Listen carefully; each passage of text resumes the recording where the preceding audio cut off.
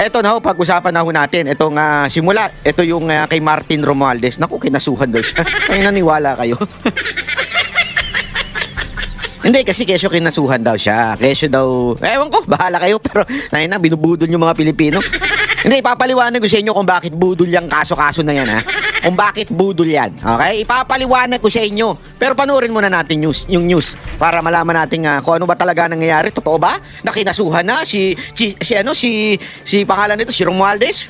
Totoo ba yan? O ano na naman yan? Pambubudol na naman ni Marcos siya. Tingnan nga natin.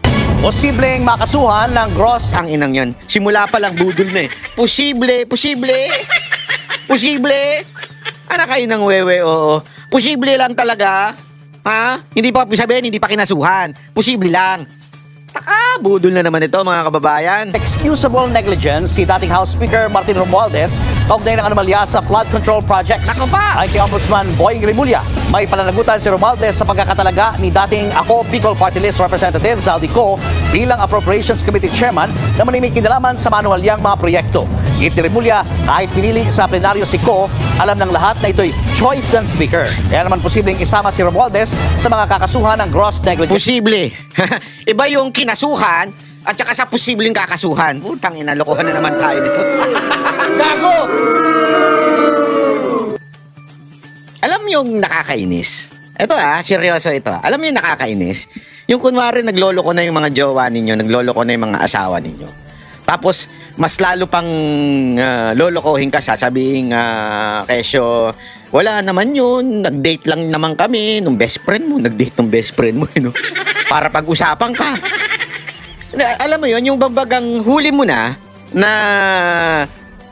may ginagawang hindi maganda, merong bet ka, tapos yung best friend mo pa, tapos ang palusot pa, hindi, lumabas lang naman kami niyan para pag-usapan ka. Kasi we're preparing a birthday party, ganun. Yun yung nakakabuisit di ba? Yung harap-harapang hang ginagago, preparing birthday party, nakapatong ka. Gago! Yeah, parang ginaganyan tayo nito ni Remulye. Para bagang sinasabi, hindi, pwede, posible makasuhan, posible. Para bagang para bagang sinasabi, para lang kasi, siyempre, everyone demands na makasuhan si Romualdez, di ba? Lahat tayo, marami, anumang kulay mo, gusto makasuhan si Romualdez. Pero gayon pa man, para lang masabing may ginagawa ang presidente kasi under ni Marcos itong itong ICI, di ba?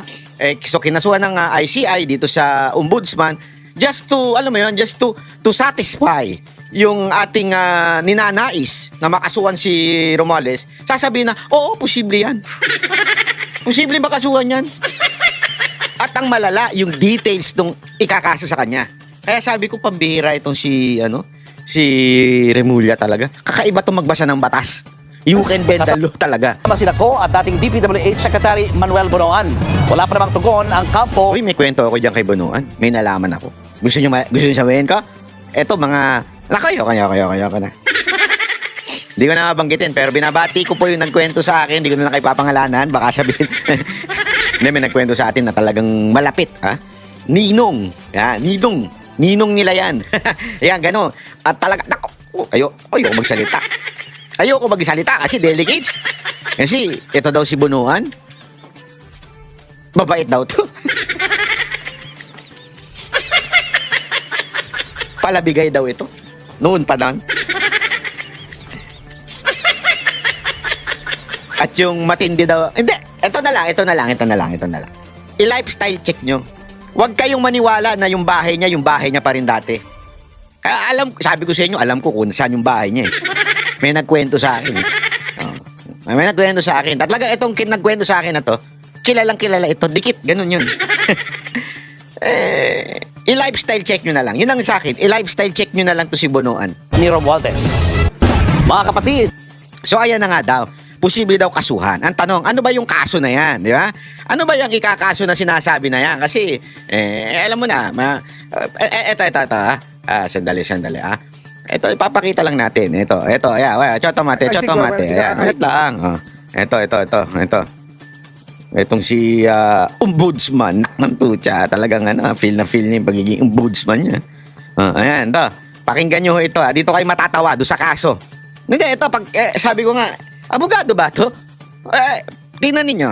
The discussion earlier with former Secretary Singson and Justice Reyes. And it's some of it can be attributed to gross inexcusable negligence, if I'm not mistaken. Being the Secretary of Public Works, it was his job to make sure that things happen properly. I think that's one of the recommendations, is really to charge them with gross inexcusable negligence. The same case that we'll be filing against probably... Gross negligence, parang ganon. Unexcusable negligence. Yung sinasabi, yun yung ikakaso kay Bonoan. Okay? Kasi para bagang nangyari ang lahat ng katiwalian sa ilalim ni Bonoan. Which is directly, tama nga naman. Boss nga naman niya. Ibig sabihin, boss nung mga nahuling korap sa DPWH, si Bonoan. Okay? So, nung panahon na nagkaroon ng mga ghost project, flood control project, ay sa panahon daw, di umano, ni Bonoan, at because of that, may negligence kasi ikaw ang boss. Sekretary ka, USEC yung mga yan. May direct. Tama naman siya dyan. Okay yan. Di ba? Pero tingnan ninyo yung pagbali dito sa part nung kay Romualdez. Understudy now, the Speaker of the House, former Speaker of the House, Martin Romualdez. Sir, can you elaborate yung kay Speaker Martin Romualdez? Ano na po yung proseso natin? Ano na po yung hawak natin kung meron man na evidence? Hindi kasi when we look at the Saldico cases, the whole pattern that happened, it was really Saldico working with some senators that came up with a final version of the budget. And the plan was laid out there. If fingers do not point to the Speaker, former Speaker, Tingnan nyo to If fingers do not point directly to the Speaker, ibig sabihin, parang sinasabi niyang wala namang direktang pananagutan si Romualdez. Ito yung maaring ikaso sa kanya. Eto, pakinggan ninyo. as the leader of the House, he was responsible for the appointment of Saldico. Although Saldico was elected on the floor. Ayan mismo. Sinasabi niya, is responsible with Zaldico. So para bang sinasabi nila pag nag-guilty si Zaldico, responsible si Romualdez. Pero merong problema Yun niya mismo sinabi niya. Ano yun? That Zaldico was elected. Although it was the choice of Romualdez bilang speaker. Pero remember, kahit ba choice niya yan, sa batas, hindi ganun. Sa batas, binoboto yan ng House. So, walang direct na appointment kasi by law, the chairman of that appropriation or that committee is voted. So, walang direktang sa batas na may pananagutan si Romualdez. Although in the eyes of the people, and we all know by theory na talaga naman ina-appoint o sinasabi ko anong desisyon ng speaker, yun na masusunod. Kaya lang, hindi naman po kasi ganoon ang batas. So therefore, para bagang sinasabi, in theory, may pananagutan si Romualdez, but hindi yun ang hinahanap natin yung theory. Ang problema, hinahanap natin, mananagot ba siya sa batas? Walang ganun kasi nga, the law says, binoto siya Binoto siya ng House. So, yun lang ang sinasabing kasalanan ni Romualdez. Nagigets ninyo? So, para bagang sinasabi nito ni Remulla na yun lang ang kasalanan ni Romualdez. So, sa madaling salita, technically, lulusot si Romualdez. Technically, no law na magkukonvict kay Romualdez. Kasi hindi naman pwedeng sabihin sa korte, theoretically, si Romualdez ang namili. Siyempre, i-argue ngayon ng lawyer ni Romualdez. No, walang theory. Ano ang fact? Ang facts ay ang chairman ay binoboto ng House. So lusot siya dyan. Sa ganyang klaseng accusation o sa ganyang klaseng kaso na iaano nito ni Remulla, ay lulusot si Romualdez dyan. So moro-moro, yung kaso na yan. Everybody knows that it was the Speaker's choice. That's why we have to hold him accountable for that. It's a novel theory. I know we're crossing the boundary of normal legal theory. Ayan, siya na mismo nagsasabi, alam naman natin na theory lang yan. So ibig sabihin, hindi pa pwedeng kasing ganun. Sa korte, hindi pa pwedeng theory mo lang. how can you, sabi nga di ba, meron nga tayong kasabihan sa korte na it's not what you know, it's what you can prove. Napaka-importante ho nun, mga kababayan, sa batas, sa korte. So feeling ko lang ito ang aking opinion, kakasuhan si Romualdez. Pero yung kaso, mahina. Kasi hindi pwedeng mag-apply sa kanya yung sinasabi nitong gross negligence na katulad nung kay Bonoan. Kasi kay Bonoan, directly, may say siya sa USEC, may say siya sa ASEC. Kasi siya yung secretary, direct na. Hindi yung pinagbobotohan nung buong departamento niya. Hindi, siya mismo namimili. So kung may gawing kasalanan yon maaari na merong gross negligence. Pero dito, ika-counter-argue lang nung abogado ni Romualdez, sandali, walang ganyan. Hindi in-appoint ni Romualdez yan. Yan ay pinagbotohan ng House. So walang direktang pananagutan si Romualdez. Tapos ang kaso, lusot na naman si Romualdez dyan. But, syempre, palalabasin yan. Lalong-lalo na yung si Aling Claire, palalabasin yan. O, kinasuhan yung pinsan, ha? Hindi pinrotektahan ni Marcos. But in reality, yung kaso na yan, sasablay. Kasi may mga ganyang, may mga ganyang strategy na mga lawyers. Di ba? Magpapakaso ng mahina, babaliin ng konti yung ebidensya para ma-dismiss. Ngayon, hindi mo na uli pwedeng ikaso with the same case. Yeah? Hindi na pwedeng ulitin yun. Pero in reality, binali mo lang. Sa bagay, sabi nga ni Remulla, you can bend the law and not break it. Gago! Ito kaya yun? Bending the law and not breaking it? Yes! Sasabihin mo, may pananagutan si Romualdez dahil siya namimili. Choice niya yan. Pero in reality, hindi niya choice. Kasi may butang naganap. But we have to stretch it a bit. Kasi nga, damage, the whole government machinery and the Filipino people suffered damages due to the acts of Saldico. And if there's nothing criminal about it, then it's negligence at least. We have to go there. We have to go we have to tread that path already. That nothing is excusable here.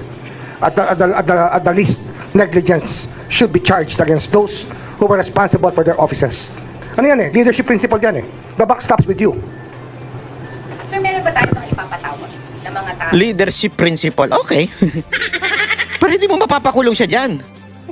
Kaya nga, hindi ko maintindihan Para bagang sinasabi ni Remulla na walang direktang kasalanan si Romualdez. The only sin of Romualdez is pinili niya si Zaldico bilang chairman ng appropriation. Choice niya. Pero sa batas, walang ganun.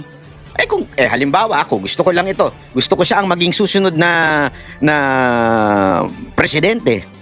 O kare, ikaw, presidente ka. O, choice ko tong vice president ko. Halimbawa lang, tapos nagloko yung vice president mo. Pwede bang ako sa sayo yun?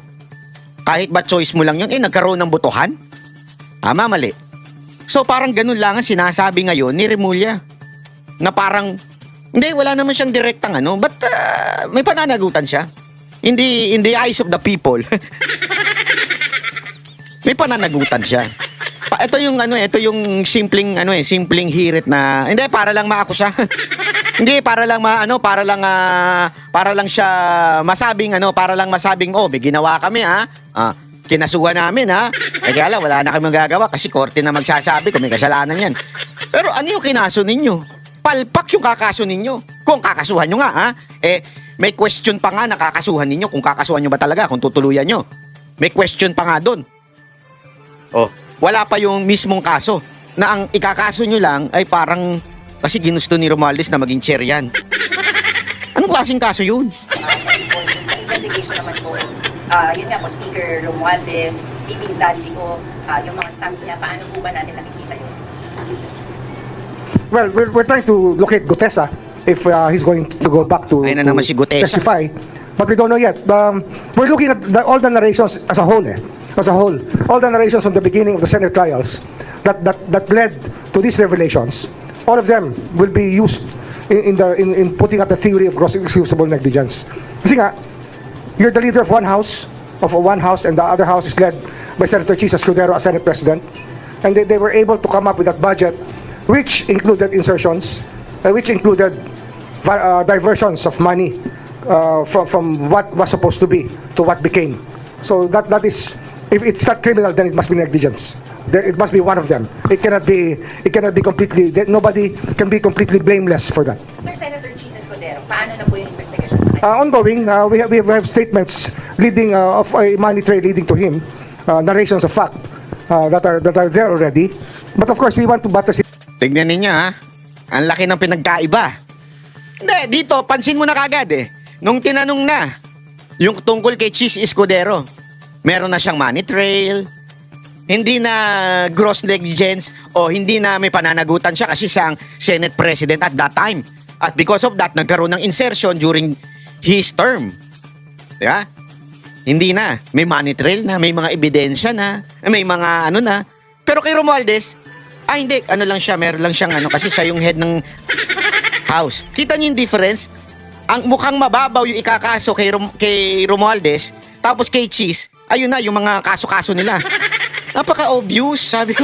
Tangina, kung hindi mo talaga hihimayin yung nangyayari, maloloko ka talaga eh. Yung alam mo yun, madideceive ka. Sandali, niloloko tayo nito ha. Diba?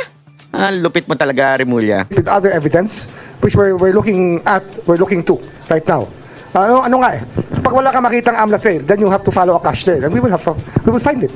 Sir, sundin na rin natin. Billiards naman po kasi the original... Ayan. So, ayan po yung issue patungkulo kay Romualdez, kung talaga bang sila ay makakasuhan o moro-morong kaso lang yan. Wala natin. Pakiintinan natin ng mga darating pang araw. Basta tayo mapagmatsyag, huwag tayo pinagbobula. Hindi kasi alam mo, pambihira, oo. Hindi, kung siguro yung mga tatanga-tanga ninyong vlogger, maloloko ninyo, huwag kaming banateros. Yung mga followers natin dito, matatalino yan eh. Hindi mo maloloko yan. Marami dito, matatalino talaga eh. Mga iba pa nga dito, mga bumabati sa atin. Uy, followers mo ako ha. Tapos pag tinanong mo kung anong profesyon nila, doktor sila, abogado. Meron pa mga opisyal ng PNP. Magugulat ka talaga eh. Hindi ako, nagugulat ako pagka ganun. Sabi ko, pambira, minasabi kaya ako hindi maganda. Alam mo yun? Tahimik lang sila eh. Ha? Tahimik lang sila pero nandito sila, nakikinig yung mga kababayan natin dyan. At marami nagme-message sa atin dito eh. Anyway, ito. Panoorin natin itong, naku po, sabi ko nga ba, oo. Malaking issue ito eh. Yeah? Sobrang laki na talagang kailangan pakialaman ng Malacanang. Nako! Ganito katindi itong issue na ito. Talagang it's a nationwide approach. It's a nationwide that can really affect the country. Ha? Pakinggan po natin. Ito yan. Gusto mo talaga ng Tito Sen, gusto mo talagang laglagan? Gusto mo i-reveal ko na mula 2013 kung sino po yung kabit nyo, Tito Sen? Nako po! Patay Okay, tayo. okay ba sa iyo, Tito Sen? Ano? Gusto mo sabihin ko na kung sino yung kabit mo mula 2013 na pinalakad mo sa akin? Patay tayo. Sabihin mo lang, Tito Sen, at ano ko na, i-box reveal ko na. Nako po! Sasabihin ko na sa taong bayan kung sino yung kabit mo mula 2013. Ako, kilala ko. Ay, di ko alam. May hula ako kasi may nagkwento sa akin kanina. May nagkwento sa akin kung sino yun. Naku po, mamaya papahula ko sa inyo. At ang makahula ng tamang sagot, merong premyo. Ano? Kayo na ang reyna at hari ng mga chismosa. Gago! Oo. Mamaya. Sige lang, banatan nyo lang ako. Ay, binabanatan kita. Binabanatan kita. Anjo, walang niya ka. Hayop ka. Banatan daw siya. Ilalabas niya yung kabit ni Soto. Banatan natin si Anjo, ha? Mga kababayan, pwede ba banatan natin si Anjo? Araw-arawin natin siyang banatan para ilabas niya yung kabit di umano ni Soto. Marami pa akong ilalabas. Ayan, banatan natin si Anjo. Anjo, walang niya ka, animal ka. Ilabas mo na yung kabit. Anong date ngayon? 2025. Sino daw yung kabit? Gusto mo talaga ng Tito Sen, Tingnan natin yung clue, ha? gusto mo talagang laglagan? Sabihin ko sa inyo kung... Ayoko na. Gusto mo i-reveal ko na mula 2013 kung sino po yung... Naku, 2013. 2013. Basta ako. Ay, ayoko sabihin. Gago! 2013. Okay, that was ilan taon din yun mula ngayon, 25 na ko. 2013. Merong umalis sa Bulaga nung mga panahon na yon. I-google ninyo. At etong tao na ito ay di umano. Ha? Naging issue na nun.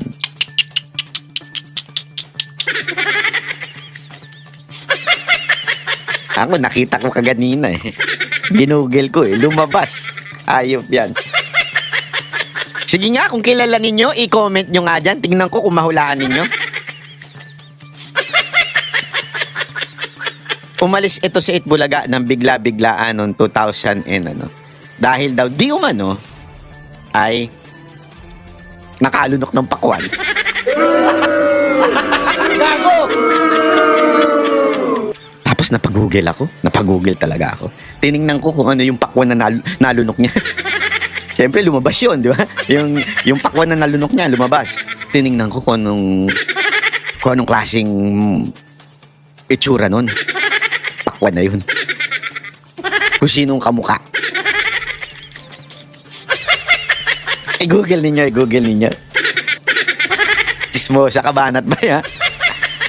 Hindi, i-google ninyo, tingnan ninyo. Ano ka? Mayor to. Ayoko na.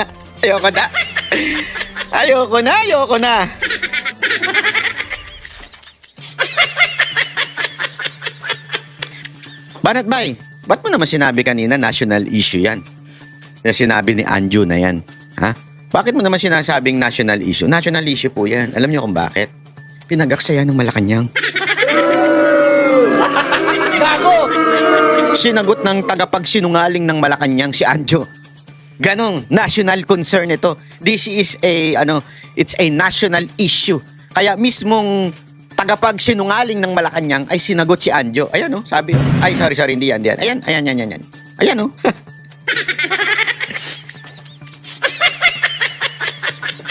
Hindi na, di ba? Anjo Ilana, binira ni Yusek Castro, walang kredibilidad, nangangamoy DDS. Ang inalahat na lang DDS. Sino ka ba? Ipakita mong totoo mong kulay dahil gusto mong paupuin si BP Sara ngayon pa lang. Nangangamoy DDS ka, Anjo. Wala kang credibility. Gago! Mantakin mo. Ha? Ang issue si Soto. Hindi naman issue si Marcos. Sumagot ka, Castro, kung ang issue ay yung amo mo. Ang amo mo si Marcos, hindi si Soto.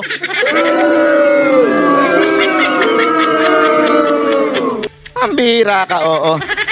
Si Soto na bang, nagtatrabaho ka na ba ngayon sa Senado? Ikaw na ba ang tagapagsinungaling ng Senado ngayon? Pati ba naman yan sinasawsawan mo? Alam mo, ito lang, nung nabasa ko to, akala ko fake news. Walang biro, akala ko talaga fake news kasi ako maingat ako sa fake news. Ayoko yung fake news eh. Pag may talaga, ginugoogle ko talaga, hinahanap ko yung talagang source. Hindi lang yung basta shinare ng isang tao, yun na yun. Hindi, hinahanap ko talaga bang sinabi ito? Talaga bang lumabas to sa balita? Ako hinahanap ko talaga ito. Sabi ko, pambihirang buwan. Totoo pala. Natawa ako eh. Sabi, seryoso ka ba? Yusek Castro? Pati ba naman yung issue ng mga kabit? Ikukunik mo pa rin kay Duterte. Gago! Grabe yung obsession nito. Ano yung pag tumatay ka, ay kasalanan ni Duterte to, mabaho. Ganun. Pati pag tayo mo, baka ikunik mo sa mga Duterte. Di ba? Kasi ito, pati ito, dinikit mo pa talaga kay BP Sara Duterte to. Obsessed ka kay BP Sara Duterte. Hindi, ito sobra to eh. I mean, sagad sa buto to. Kung sana, ang sinasabi ni Anjo, may kabit ang presidente, yon, pwede mong ipagtanggol. Weird pa nga kung i-connect mo pa kahit wari. Assuming na sinabi ni Anjo na si Marcos may kabit. Tapos ipinagtanggol ni ni Yusek Castro, okay lang. Kasi, amo niya yung presidente yun eh. Yun yung amo niya, yung nag-appoint sa kanya. Okay lang, pagtanggol mo. Pero yung i-connect mo pa kay VP Sara Duterte, ay isang malaking katarantaduhan. Isang malaking, kagaguhan. Ika nga. Ito matindi. Wala nang kinalaman kay Marcos, pinakialaman mo pa, it's a separate branch in the government, tapos, ikinunik mo pa kay VP Sara Duterte. Anak ka ng weteng talaga. Gago! Ito talagang patunay na merong obsession itong babae ito sa mga Duterte. Ewan ko, ikaw, nagtatanong lang ako sa iyo. Ikaw ba, Yusek Castro, nag-apply ka ba sa mga Duterte at tinanggihan ka nun? At sobrang bitter mo sa mga Duterte? Kasi dati sumisip-sip ka eh. Oh, may mga video ka na ayaw mo si Marcos nga eh. May video ka na pinupuri mo mga Duterte, ayaw mo kay Marcos eh. Tapos suddenly bigla ka naging tagapagsalita nila. No? Tagapagsinungaling pala nila. Tapos grabe yung tira mo. Ako, alam mo, nagdududa tuloy ang taong bayan eh. Kasi alam naman natin kung sino yung talagang galit na galit kay VP Sara Duterte, di ba? Nung panahon na nag-aaway sila ni Marcos noon. Di ba? Sino? Ang ikikwento nun, si Lisa Marcos, di ba? Yung asawa ni Bongbong. Oh. Kaya tuloy, ang tanong ng taong bayan ngayon, ito kayang si Yusek Claire, baka naman kinuha ito personal ni First Lady para i-appoint kita ha. Pero ang trabaho mo lang, birahin mo lang ng birahin araw-araw ang mga Duterte. Lalong-lalo na si VP Sara Duterte kasi tuwan-tuwa yung asawa ko dun. Basta, i-appoint kita. Maganda yung appointment mo, sisikat ka dito. Magkakaroon ka na ng mga kliyente mo pagtapos nito. Termino mo. Magkakaroon ka, sikat ka na. Malalagpasan mo yung kaibigan mo na nagtitirahan na kayo ngayon. Kasi dating kaibigan ni Atty. Libayan to eh. Ganun sila nun. Magano sila nun. Talagang puri, todo-todo ng puri si Libayan dito eh. Binild up ni Libayan dito eh. As in, ganun sila nun. As in, ewan ko ba't anong pinagkasamahan ninyong dalawa. Pero ngayon, todo-todong away na sila ngayon. Oh. Bakit? Naiwan si Libayan? Di nabigyan ng pwesto? Yung bandahilan kung bakit aaway kayo ngayon? Ewan ko Hindi, napapatanong ang taong bayan dyan eh. Napapatanong ang taong bayan bakit Dati kasi kilala to eh. Pareho silang basher ng mga tulpo. Ngayon, biglang nasa kampo na ni Marcos ito. Tapos biglang pinagbabanata ni Atty. Kabutas.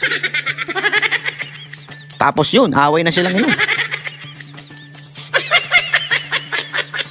Tapos sinasabi nung iba, uy, wag mong inaano yan si Atty. Libayan. Maka Duterte, hindi maka Duterte yan. Wag ka, ayan na naman kayo eh. Marami sa inyo noon, madaling maloko, no? Naging anti-Marcos lang, maka Duterte na. Maraming ganyan eh. Huwag kayong magpapaloko. Marami dyan, kasi sikat ngayon, o pasikat, alam naman natin sikat ang mga Duterte. Alam natin malakas ang impact ng mga Duterte supporter. Talagang organic kasi ang followers ng mga Duterte. And most of them, hindi sila nagrarally, nandyan lang sila, nakatutok sa social media. So dumadami ang mga followers ng mga nag-quote-unquote Duterte sa pagbablog. At lahat ng mga anti-Marcos lumalakas. Lalo na pag dumikit sa mga Duterte. Kaya ngayon maraming gumagamit. Maraming sumasakay sa side ng mga Duterte. Huwag ingat kayo dyan. Kasi bakit ko sinasabi mag-ingat kayo? One day, pag nakita nila na may pagkakataon ng kumalas, babanat ng todo yan. Sabi ko sa inyo, itaga mo sa bato, nakita ko na yan. Ang daming ganyan na ginamit lang mga Duterte, sumikat, nagkaroon ng maraming followers, as eventually, bumitaw. Bakit? Hindi naman kasi talaga mga lehitimong Duterte supporter. Sinakyan lang kayo para dumami yung kanilang engagement. Pera-pera. Maraming ganyan ngayon eh. Maging mautak naman po tayo. Kung hindi pera, gusto lang ng kasikatan. Fame. Yun ang sinasabi ko lang ha. Kasi marami sa atin naloloko. Leader at every powwow in the international scene. Sa isang pahayag, sinabi ni Ridon na lahat ng biyahe ng PCUP ay may travel authority mula sa Office of the President at may rekomendasyon ng Cabinet Secretary. Ang mga international conference daw na dinalaw nila may kinalaman sa mandato nila, kasama pa ang ilang mga taga-ibang ahensya na nasa ilalim ng tanggapan ng Pangulo. Nagpasalamat din si Ridon sa Pangulo sa pagbibigay ng pagkakataon sa kanyang magsilbi sa bayan.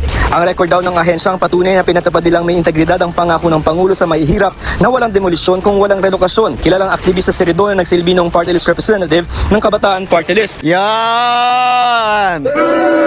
Alam niyo na, kilalang aktivista noong panahon na Kabataan Party List. Gago! Kaya galit na galit sa mga Duterte dahil sinibak ka at dahil dati kang Kabataan Party List. Kaya galit na galit ka kay BP Sara Duterte. Gago! Alam na dis. Alam niyo naman kung kanino galit na galit si BP Sara Duterte, di ba? Oh. Gago!